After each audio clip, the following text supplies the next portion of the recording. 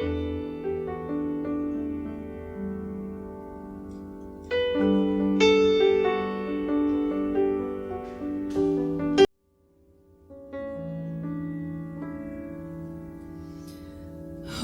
Spirit, come. Hola, muy buenos días a todos ustedes. El título que he puesto al compartir de hoy se llama El laberinto de la vergüenza. Cuando empecé a trabajar en este tema, me acordé de la historia del abuelo Rigo. El abuelo Rigo una vez dice que salió a hacer un mandado a donde Tuto Pereira y recuerda que la gente lo volvía a ver y se sonreía. Al principio él creía que estaba siendo muy gracioso, que la gente lo estaba queriendo mucho, pero se dio cuenta que algo estaba pasando porque no era solamente ahí, era en otro lugar donde también la gente se volvía a ver y conversaba y había hay unas risas que lo hicieron sospechar que algo estaba pasando.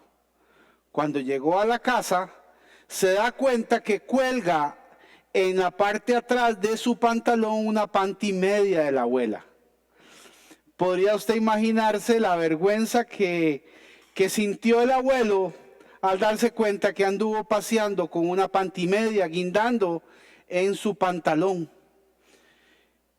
Y aunque esto fue ocasión de risa a lo largo de todas las veces que lo quiso contar durante su vida, yo creo que también el abuelo tuvo algunas otras historias que decidió no contarlas por pena, por vergüenza, que definitivamente lo acompañó y quizás le limitó caminar con la frente en alto y le dificultó un poco su caminar en la vida, quizás.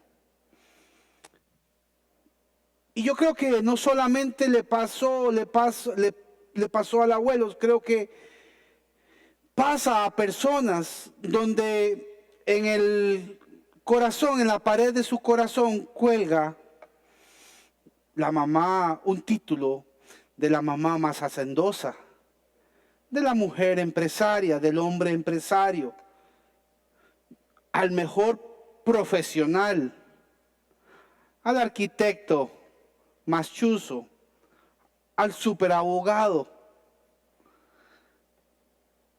al mejor emprendimiento, al papá más ocupado, más preocupado. Y creo que también en la misma pared del mismo corazón cuelga algún cuadro que dice, qué vergüenza que, o qué vergüenza tengo por. Alguna gente también escuchó de Jesús. Jesús los cautivó, tomaron una decisión de seguir a Jesucristo y emprender esta gran travesía en la vida, queriendo hacer las cosas que al Señor le agradan. Y cuelga en las paredes de su corazón al que decidió por Cristo. Al buen diezmador, cuelga en su pared al que sirve a Jesucristo. Diría alguien por ahí, al mejor pulseador en Cristo Jesús. Pero también le acompañan algunos cuadros que están pringados, están manchados, están matizados con actitudes y comportamientos de su pasado quizá o de su presente que generan mucha vergüenza y que realmente impide ver el horizonte de libertad que Jesús le ha ofrecido y que él o ella o que yo lo hemos aceptado y nos impide por tal razón. Esto no me lo contaron, esto me pasó hace muchos años por algo que no hice bien o que dejé hacer a medias. Entró un pesar en mi corazón, había un pesar, había una pena, había una vergüenza. Y ella la cargaba y constantemente me acordaba. El primer día que logro ver a mi hijo mayor recién nacido, en ese mismo instante y en esa misma hora, después de algunos años quizá, se desaparece esa vergüenza, ese pendiente en mi espalda.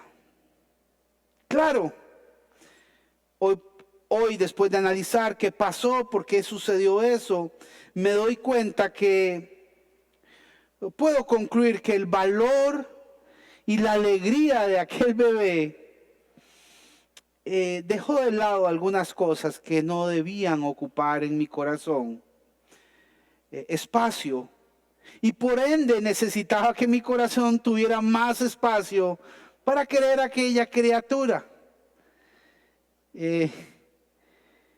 Definitivamente creo que hay cosas que vienen a ocupar espacio que no deberían, y otras cosas necesitan ocupar un espacio que de verdad tiene trascendencia en nuestra vida. Puedo concluir hoy y contarles con toda certeza que algo de valor vino a ocupar espacio y vino a quitar algo que no se lo merecía. No merecía seguir cargando con esa vergüenza. ¿Y qué es la vergüenza? La defino en su pantalla. Dice que es un sentimiento de pérdida de dignidad causado por una falta cometida o por una humillación o insulto recibido. Y es que la vergüenza empezamos a hacerla parte de nuestra vida. Empezamos a vivir con ella. Y lo más triste es que nos acostumbramos a ella. ¿Por qué es tan fácil acostumbrarse? Porque es algo inherente a nuestra condición humana. ¿Por qué? Porque lo hemos heredado de nuestros hermanos mayores, Adán y Eva. ¿Y por qué digo que lo hemos heredado? Claro, hemos heredado la fragilidad para activar la vergüenza ante las cosas de la vida. Quiero recordarles, después de que Adán y Eva toman el fruto prohibido y deciden hacer caso omiso a la indicación que el Señor Dios les había dado, dice en Génesis que y oyeron al Señor que se paseaba en el huerto al fresco del día. Y el hombre y su mujer se escondieron de la presencia del Señor Dios entre los árboles del huerto. Y el Señor llamó al hombre y le dijo, ¿dónde estás? Él respondió, te oí en el huerto y tuve miedo porque estaba desnudo y me escondí. Esta es la vergüenza que se nos ha heredado. Esta fragilidad para sentirnos avergonzados ante. Y quiero hacer una nota importante. No es lo mismo sentir una vergüenza porque colgaba una pantimedia o porque me caí en un pasillo lleno de gente, que también me ha sucedido, a la vergüenza que precede del pecado, como le pasó a nuestros hermanos. Y nos ha pasado a algunos de nosotros. La vergüenza, cuando nos acompaña a lo largo de nuestra vida, se asemeja a un laberinto sin salida. Que de por sí el laberinto ya tiene sus complicaciones. Yo no sé si usted ha sentido o no este tipo de vergüenza, pero quisiera que pensaras por un momento si alguna experiencia de tu pasado o tu presente te ha llegado a estrujar el corazón de modo que sientas que no hay salidas más que mantenerlas en silencio y esperar que muy poca gente lo conozca o que nadie lo sepa. Claro, esto definitivamente lo hace a uno, le hace la mirada del corazón, se la baja y le impide ver más allá, impide ver la salida del laberinto. Y tristemente, como dije antes, se vuelve parte de la vida. No he sido muy buen expositor pero voy a intentar hacer una poesía que me encontré. Dicen por ahí que hago muy bien la poesía coral, pero no me han vuelto a convocar. Así que tengo algunas dudas al respecto, pero voy a tratar de contarles, de exponer este poema. Es un poema que habla de la vergüenza y dice así, va a estar en su pantalla. Va a estar ahí, dice: vergüenza, vergüenza que todo lo invades, sales en el momento menos oportuno, mezcla fatal, me asesinas. En cada momento que voy a salir, me cierras las puertas, atas mis manos, me pones mordazas, estoy encerrado, no puedo salir. Incómodo aquí, incómodo allá, al hablar, al caminar, al gustar, al querer, aquí y allá, poniéndome cercos, espinos que no puedo cruzar. Y quiero escapar, no sé hacia dónde, para que no me descubran, no vean en el fondo de mi mirada que ahí estoy, natural y verdadero. Detrás de la vergüenza sale cuando uno menos lo espera, poniendo cercos, distancia. Espero que me haya quedado muy bien este poema. Me lo encontré ahí y quise compartirlo con ustedes porque realmente esa es la verdad, la realidad de la vergüenza. Y entonces me he preguntado, qué complicada es, cómo salir de ella, cómo descubrir el espacio adecuado por donde pasar y dejarla atrás. La respuesta es cuando usted y yo descubrimos un concepto para nuestra vida que se llama honra. La honra es la solución de la vergüenza. Y recuerdo en aquellos tiempos, yo no sé si sucede ahora o no sucede, pero recuerdo en aquellos tiempos que pertenecer a determinada familia le hacía ya de por sí honroso. O pertenecer a tal familia, pues le dudaba un poco la honra que usted tuviera.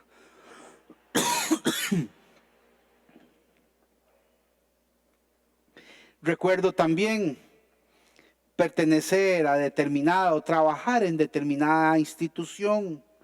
Ya tenía usted el privilegio de ser honroso. Porque la honra es, y está en su pantalla, quiero que lo vea.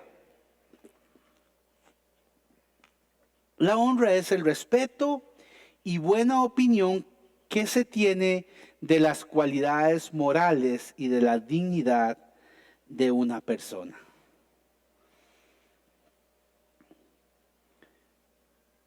¿Sabía usted que Jesús tenía las características ideales de honra para ser judío, por ejemplo?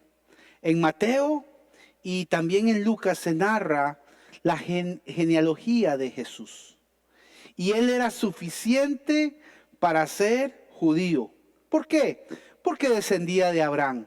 pero también él era suficiente para ser rey de los judíos. ¿Por qué? Porque descendía de David. Eso me lo encuentro. Y a esto le llamo la honra que Jesús adquirió.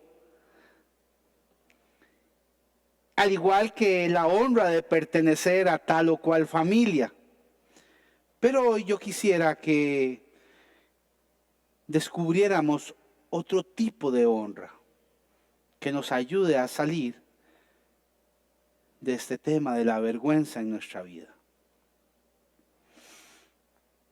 Es probable que si revisamos un poco nuestra ascendencia, podríamos también sentirnos un poco frustrados con respecto a la forma de salir de la vergüenza, porque podríamos encontrar algunos abuelos o padres que también se quedaron atrapados en este mismo laberinto. Realmente, la honra a la cual me refiero a la honra que se logra obtener cuando usted y yo estamos dispuestos a aceptar la honra que Jesús sacrificó por usted y por mí en la cruz del Calvario. La honra a la cual estoy hablando es aquella que está directamente relacionada con aceptar y disfrutar la honra a la cual Dios puso a Jesús a su derecha. Esto está en un versículo, lo voy a leer para ustedes. Vuelvo a decir, la honra que necesitamos para salir de nuestra vergüenza es aquella que nos permite aceptar la honra que Jesús estuvo dispuesto a sacrificar por usted y por mí. Y aceptar y disfrutar en la vida la honra a la cual Dios puso a Jesús a su derecha. Está en Filipenses 2:5 y lo leo. Lo pueden buscar si ustedes lo tienen ahí. Lo vamos a proyectar. Y ojo lo que dice. La actitud de ustedes, Pablo le está hablando a un grupo de personas, debe ser como la de Cristo Jesús, quien, siendo por naturaleza Dios, no consideró el ser igual a Dios como algo a que aferrarse. Por el contrario, se rebajó voluntariamente tomando la naturaleza de siervo y haciéndose semejante a los seres humanos. Esta es la honra que él sacrificó.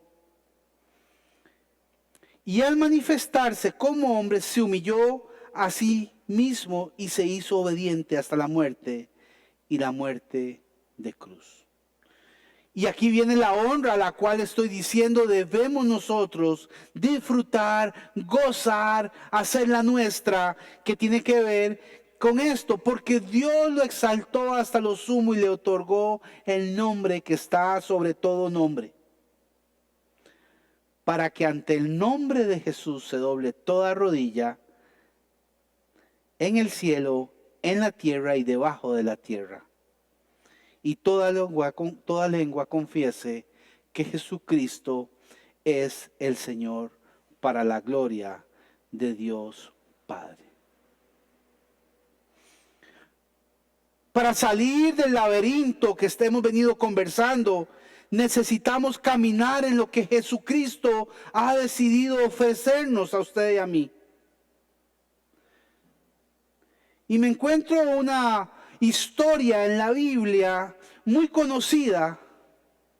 Esta fue una mujer que fue encontrada en pleno acto de adulterio. Y lo narra Juan 8, y yo quisiera hoy, basado en este texto, disfrutar de algunas consideraciones importantes para salir adelante.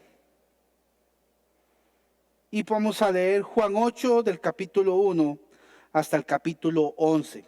Si usted tiene una Biblia ahí a mano, búsquela. Voy a leer la Nueva Versión Internacional y pueda usted, y si no la tiene, aquí le voy a leer el pasaje que el Señor nos ha dejado. Dice así, vamos a prestar atención porque hay algunos elementos súper importantes. Dice, pero Jesús se fue al monte de los olivos. Al amanecer se presentó de nuevo en el templo. Toda la gente se le acercó y él se sentó a enseñarles. Ojo, qué interesante lo que pasa en este versículo. Los maestros de la ley y los fariseos llevaron entonces a una mujer sorprendida en adulterio y poniéndola en el medio del grupo, le dijeron a Jesús, Maestro, a esta mujer se le ha sorprendido en acto mismo de adulterio. En la ley de Moisés nos ordenó apedrear a tales mujeres. ¿Tú qué dices? Versículo 6, con esta pregunta le estaban tendiendo una trampa para tener de qué acusarlo. Pero Jesús se inclinó y con el dedo comenzó a escribir en el suelo. Y como ellos lo acosaban a preguntas, Jesús se incorporó y les dijo, aquel de ustedes que esté libre de pecado, que tire la primera piedra. E inclinándose de nuevo, siguió escribiendo en el suelo. Al oír esto, se fueron retirando uno tras otro, comenzando por los más viejos hasta dejar a Jesús solo con la mujer que aún seguía allí. Entonces él se incorporó y le preguntó, mujer, ¿dónde están? ¿Ya nadie te condena? Nadie, Señor. Y ojo lo que dice Jesús. Tampoco yo te condeno. Ahora vete y no vuelvas a pecar. Antes de desarrollar este texto un poco y sacar de ahí un par de 3 elementos, yo quisiera contarles a ustedes lo que me encuentro sobre adulterio. Tanto la mujer como el hombre acusado de adulterio eran culpables. Y los dos debían morir. Esa era la indicación. Algunos profetas, ojo qué interesante, utilizan este concepto como una metáfora para describir la infidelidad a Dios con prácticas religiosas paganas que se consideraban infidelidad adúltera hacia el pacto exclusivo de Dios había establecido con su pueblo. En el Nuevo Testamento, Jesucristo va un poco más allá de una relación sexual ilícita y hace referencia a algunos asuntos del corazón. Esto es importante porque creo que debemos enmarcarnos en que probablemente haya muchas personas ahí atrás de la cámara diciendo, usted no tiene nada que ver conmigo porque yo nunca he sido adúltero y nunca lo voy a hacer. Pero cuando Jesús extiende este concepto y va más allá y habla del corazón y habla de la negación al Cristo, creo que ahí nos involucra a algunos. El adulterio sale del interior de las personas. El adulterio se describe en el Nuevo Testamento como una obra de la carne. Los adúlteros pueden ser perdonados. ¿Cómo? Cuando hay arrepentimiento por la fe y la gracia del Señor. Ahí son incluidos. Definitivamente será un concepto que quería desarrollar. Y con respecto a la condenación, me llama mucho la atención que en el Nuevo Testamento se refiere a todos esos comentarios que hacen las personas de los demás. Pero a lo largo de la Biblia, y ojo lo que voy a decir, lo que el Señor tiene para usted y para mí, lo que voy a decir y para tenerlo claro en nuestro corazón, es que la condenación, Dios es la fuente de la condenación, porque ojo, condenó a aquel pueblo por su pecado. ¿Se acuerdan la historia de Sodoma y Gomorra? Él los condenó por su pecado, pero también condenó el pecado en la naturaleza humana enviando a su Hijo único. Esto es una noticia extraordinaria, porque pasamos de ver a un Dios condenador por el pecado, a un Dios misericordioso por usted y por mí, que envía a su Hijo único para condenar el pecado que haya o hay en la vida suya o en la mía. Esto es una noticia para celebrar y para estar gozosos, que a pesar de usted y a pesar de mí, Él decidió perdonarnos. Y le leo Romanos 8:3.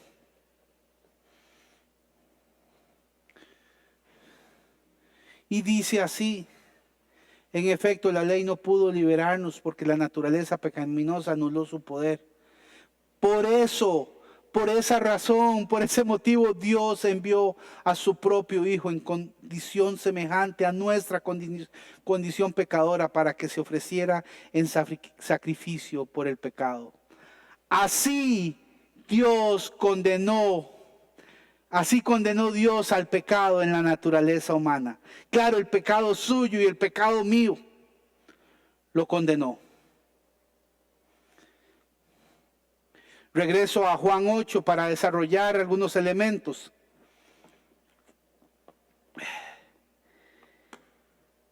Algunas personas, cuando leen esta historia, podrían sentarse en una silla donde dice: bueno, la sorprendieron. Si no hubieran dado en adulterio, no la hubieran agarrado. Algunas otras personas podrían decir que asuma la consecuencia es muerte, porque así era. La encontraron en el adulterio, tenían que morir los dos. Y eso será otro tema, del por qué no apareció el hombre junto con la mujer, pero será otro tema a desarrollar o investigar. Pero hoy queremos referirnos a que nos podríamos sentar en una silla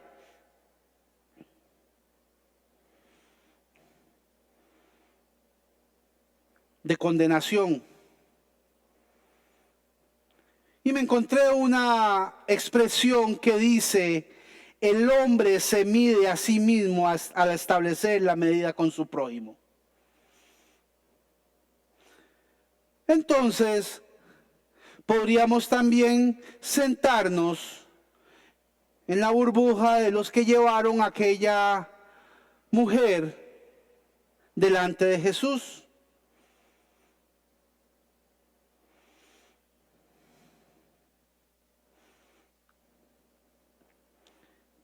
O podríamos sentarnos también en la silla de aquella mujer adúltera, que se le sorprendió haciendo lo que no tenía que hacer, haciendo lo que era condenable. Pero también podríamos sentarnos en la silla de aquella mujer para disfrutar lo mismo que le sucedió. La oportunidad de seguir adelante sin condenación, sin el peso de la vergüenza a la cual hemos venido conversando. De este texto yo hoy quisiera desarrollar 3 elementos que he podido extraer de la historia de esta mujer. El primer elemento que vamos a desarrollar es: Jesús nos ofrece honor. El segundo elemento: Jesús libra nuestro corazón de la lengua y los ojos acusadores.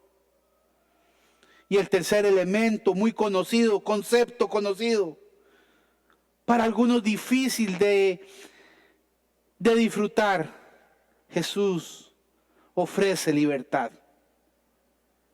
Y quiero hablar del primero: Jesús nos ofrece honor. Muchas veces el temor a lo que la gente piense de mí o sepa de mí, de mis cosas, es mucho más fuerte de lo que creo yo que Jesús piensa de mí. Lo digo de esta manera. Me importa más lo que alguien sepa de algo que hice que lo que Jesús sepa de lo que ya Él sabe que hice.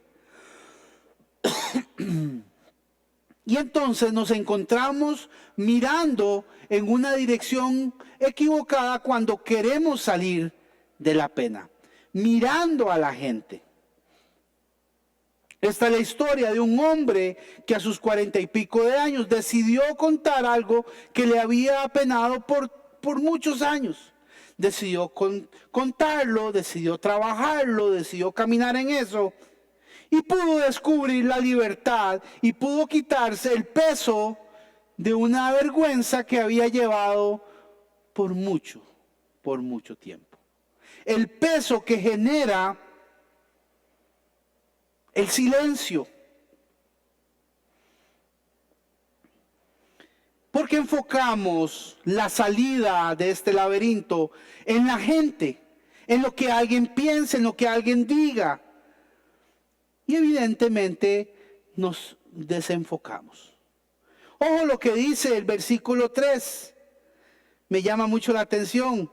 Los maestros de la ley y los fariseos llevaron entonces a una mujer sorprendida en adulterio. Y ojo lo que dice. Y poniéndola en medio del grupo, hace un par de semanas o 3 semanas, Ronald Caravaca nos contó y disfrutamos de lo que significaban estos personajes de maestros de la ley y fariseos, y hoy no vamos a entrar en eso.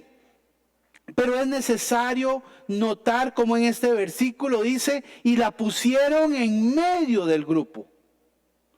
Donde quiera que ella volviera su mirada, no había forma de no encontrarse con los ojos acusadores, no había forma de no encontrarse con así lágrimas que le esperaban para apedrearla y para matarla.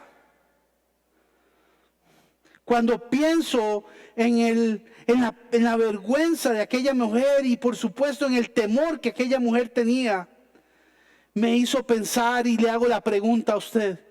¿Sabe usted cuál es la paga de cuando decidimos vivir como nos da la gana? Hoy le hago otra pregunta desde otro ángulo.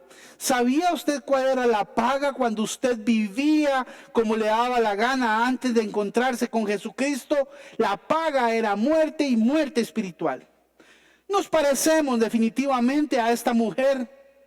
Esa era la paga, esa era la condenación que había.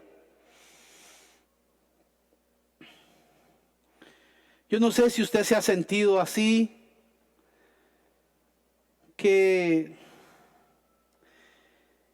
uno cree que todos los ojos lo están viendo y que no podemos defendernos porque realmente hemos sido responsables, culpables. Si a usted le ha pasado, hay una historia que usted debería conocer. Había un hombre en un pueblo que era cobrador de impuestos. Exprimía a sus compañeros. Exprimía al pueblo cobrándole más impuestos. Jesús decidió quedarse en la casa de este hombre. Y los mismos que dejaron a esa mujer en el centro de esos fariseos y los maestros de la ley dijeron, ha ido a hospedarse donde un pecador. Eso lo narra Lucas, capítulo 19 de Lucas, allá por el versículo 7. Pero sucede algo extraordinario con este hombre. Este hombre que Jesús fue a quedarse con él y que era un pecador. Este hombre decidió arrepentirse, restituir lo que se había robado. ¿Y sabe qué dice Jesús? Quiero mostrárselo, está en Lucas 19:9.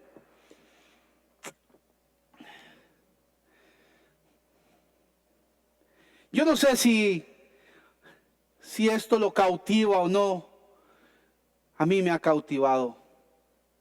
Hoy ha llegado la salvación a esta casa, le dijo Jesús, ya que este también es hijo de Abraham.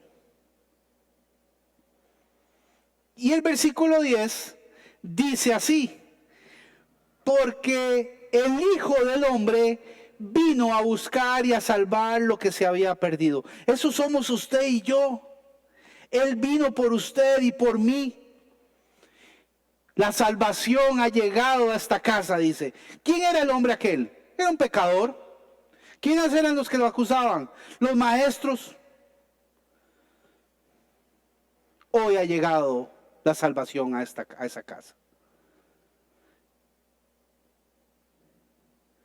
Jesucristo decidió no juzgarte y perdonarte por lo que has hecho. Y además está dispuesto en quitarnos de encima los ojos opresores y las lenguas acusadoras. Y nos vamos al segundo de 3 elementos. Jesús libra nuestros corazones de la lengua y los ojos acusadores. Ese es el segundo elemento. En el apartado anterior hacíamos observación de cuán importante para nosotros es lo que las miradas o las personas piensen de nosotros. Esta es la historia de un hombre que la mirada, sus comentarios, su opinión del papá marcaba de una u otra forma su forma de pensar y de su forma de actuar. Pero un buen día, cuenta la historia, un buen día decide intercambiar todo lo que había recibido de un padre abusivo, sin ninguna dirección y sabiduría del Señor, por la libertad que le daba a Jesucristo. Y es que pasamos por la vida pensando y actuando de acuerdo a lo que otra persona piense o diga o se le ocurre. Quisiera hacer una observación. Si usted se ha encontrado con un hombre o una mujer de Dios que ha sido dirigido por Dios y te da un consejo un consejo para seguir adelante o te reprende por algo, a ese sí póngale atención. Pero pasa que nos ponemos a atender a personas, a circunstancias que lo que realmente son mensajeros de aquel que ya fue exterminado en la cruz. ¿Qué quiero decir con esto? Hay un individuo en la Biblia que lo llaman el acusador. Y pasamos la vida pensando y reaccionando de acuerdo a lo que a alguien se le ocurra, a alguien diga, sin tomar en cuenta lo que Jesucristo nos está ofreciendo. ¿Y por qué estoy seguro de lo que estoy diciéndoles? Porque me lo encuentro en la palabra, dice Apocalipsis 12. Ahí eso lo dice, hablando de ese acusador. Luego oí en el cielo un gran clamor. Ha llegado ya la salvación y el poder y el reino de nuestro Dios. Ha llegado ya la autoridad de su Cristo. Porque ha sido expulsado, ¿quién dice? El acusador de nuestros hermanos. ¿Y qué hacía? El que nos acusaba día y noche delante de nuestro Dios. Imagínense cómo pudo sentirse aquella mujer cuando tenía claro de lo que le tocaba era la muerte. ¿Cómo pudo sentirse aquella mujer cuando escucha estas palabras del mismo Jesús que dice? Juan 8:7. Aquel de ustedes que esté libre de pecado que tire la primera piedra. Inclinándose de nuevo, siguió escribiendo en el suelo. Al oír esto, se fueron retirando, ¿cómo dice? Se fueron retirando uno tras otro. Qué interesante. Cuando usted y yo decidimos creer que Cristo no nos condena, sino que nos ofrece, al igual que esta mujer, un caminar con la frente en alto, las miradas acusadoras se van desvaneciendo y puede hacer que continúen ahí físicamente, puede hacer que continúen circunstancias ahí, pero no tienen ningún poder sobre usted y sobre mí. Desde pequeños hemos sido acusados. Usted de por sí es así. Usted de por sí, usted hizo eso. Usted no va a cambiar. Eso es lo que le toca. Y nos damos cuenta que en la cruz del Calvario Jesucristo exhibió públicamente a este acusador. Y ahí lo hizo fulminado. Por eso Dios condenó el pecado suyo y mío a través de su Hijo Jesucristo. La papa en la mano la tiene usted. Decidir si le creemos a lo que en la cruz del Calvario. Y dice Colosenses 2:5, no lo digo yo, desarmó a los poderes y a las potestades por medio de Cristo, los humilló en público al exhibirlos en un desfile triunfal. Jesucristo ha triunfado. Jesucristo ha triunfado sobre su vergüenza, sobre la mía, sobre su pecado, sobre el mío. Sentémonos en la silla de aquella mujer. Que quizá no tengamos excusas porque sí somos responsables. O quizá no somos responsables, pero no sentimos. Y es que, ¿se acuerdan cuando les conté que aquellos hombres, nuestros hermanos mayores, se encontraron apenados y escondiéndose porque se sentían desnudos? Hay un versículo que me ha explicado también de qué se trataba eso, que dice que por ellos entró el pecado, pero por uno también fuimos libres. Y está en Romanos 5:17. Pues si por la transgresión de un solo hombre reinó la muerte, con la mayor razón los que reciben en abundancia la gracia y el don de la justicia reinarán en vida por medio de un solo hombre, Jesucristo. Qué manera de noticia de salvación. Esto me hace pensar, ¿qué me impide caminar con la frente en alto? ¿Qué te impide caminar con la frente en alto? Ya no más acusadores, ya no más ojos, ni lenguas acusadoras.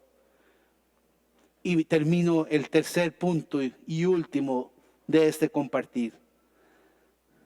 Ofrece libertad. Me llama mucho la atención que a lo largo de este versículo no hay unas palabras donde diga aquella mujer, Jesucristo, perdóname, me arrepiento. No lo narra. Pero sabe una cosa, sí hay una afirmación donde Jesucristo dice, andate, yo no te condeno. Porque Jesucristo conoce el corazón de cada uno. Y Jesús no perdona a quien no se arrepiente. Aquí logro ver, el Cristo da la opción a todo aquel que quiera caminar sin vergüenza por la vida. No sin vergüenza, sí, no sin la vergüenza. Aquí puedo ver que Jesucristo está ofreciéndole a usted y a mí total libertad. Estimado o estimada, muchas veces es mejor que el pecado nos avergüence y nos lleve a los pies de Jesucristo, que seamos condenados por Jesucristo al final de los tiempos. Versículo 10, mujer, ¿dónde están? Ya nadie te condena. Dice el versículo, nadie, Señor, yo tampoco, yo te condeno. Ahora vete y no vuelvas a pecar. Me llama la atención que esto sucede después de que aquellas lenguas y piedras acusadoras, porque algunas veces sentimos como una piedra que hablan algo de nosotros y no es cierto. Pero después de que esos ojos acusadores y lenguas acusadoras no están, los únicos dos personajes que hay en la historia de la vida son usted y Cristo, soy yo y Jesucristo. Ya no hay otro personaje activo en la historia, en el cuento de su vida y la mía mientras pasamos por aquí. Es en esa soledad donde ahí se define todo. Aquella mujer fue llevada ahí a un juzgado. Usted y yo quizá también hemos llegado culpados, responsables o no, pero sintiéndonos responsables. Ahí en esa soledad es donde se define todo. Ya no hay otro nivel más. Ya no pasa a otro estrado a ver si no sos culpable o no, si sos perdonado o no, si salís libre o no. Es en esa soledad. Usted y yo, estimados, usted y yo decidimos si aprovechamos la soledad, a la intimidad más que la soledad, a la intimidad donde los personajes, como dije, son usted y yo, usted y Jesús, o yo y Jesús. En ese momento se define todo. Todo se define porque Él conoce tu corazón. Es de decidir, querer arrepentirse y caminar con la frente en alto. Ojo, hay una advertencia. Camina, anda. Me llama la atención que no le dije, te veo de hoy en 8, si no venís a la iglesia, estás jodida. Le dice, camina por la vida. El que lo veamos en la iglesia en 8 días será parte de nuestra relación íntima con Jesucristo. Pero la manda a caminar por la vida y le dice, no peques más. Porque cuando Jesucristo perdona, Él da la capacidad para no pecar más. Si en tu vida cuelga un cuadro que dice, tengo una pena por, hoy ha llegado la salvación a tu casa y la mía. Es tu decisión recibir esa libertad que Jesucristo nos ha estado ofreciendo cada día. Termino este versículo que me lo envió, estaba preparando este mensaje y me lo envió un amigo. O no sé, sí, creo que me lo envió un amigo y fue enviado por Dios. Él fue usado por Dios para enviármelo porque me encanta y quiero decirle que esto le dijo un amigo, se lo aconsejó a Job en sus momentos difíciles. Job 11, 13 al 17. Dice así: pero si le entregas tu corazón y hacia Él extiende las manos, ojo, si te apartas del pecado que has cometido y en tu morada no hay cabida al mal, entonces podrás llevar la frente en alto y mantenerte firme y libre de temor. Ciertamente olvidarás tus pesares o lo recordarás como agua que pasó. Tu vida será más radiante que el sol del mediodía y la oscuridad será como el amanecer. Vivirás tranquilo porque hay esperanza. Estarás protegido y dormirás tranquilo. Esto es para usted y para mí. Nuestra decisión es extenderle la mano para que Él nos agarre. Me encanta saber que la vida tuya y mía son como un sol radiante del mediodía. Adelante, hay esperanza, con la frente en alto, arrepintiéndose primero y después disfrutando del perdón del Señor. A este mismo personaje, Job, dijo así: hasta ahora solo de oídas te conocía, pero ahora te veo con mis propios ojos. Estimado y estimada, si solo de oídas tenías a Jesucristo, hoy puedes decidir empezar una nueva travesía, decidiendo verlo con tus propios ojos, siendo libre de cualquier vergüenza.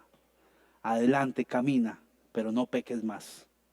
Arrepiéntete y disfruta de la libertad que el Señor nos ofrece.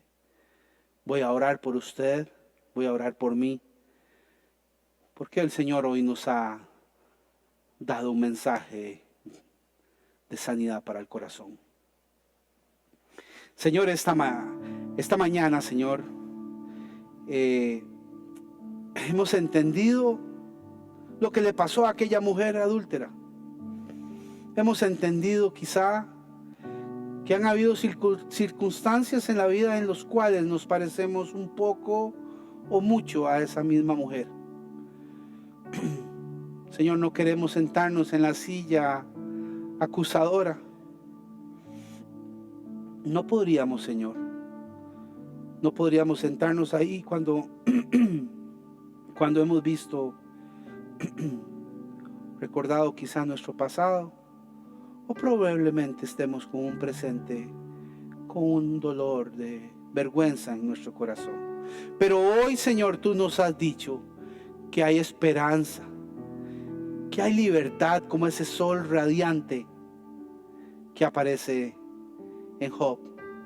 Ese sol radiante es el que queremos, es el que yo quiero, y que todos los que estamos aquí escuchando tu palabra de salvación la queremos eso.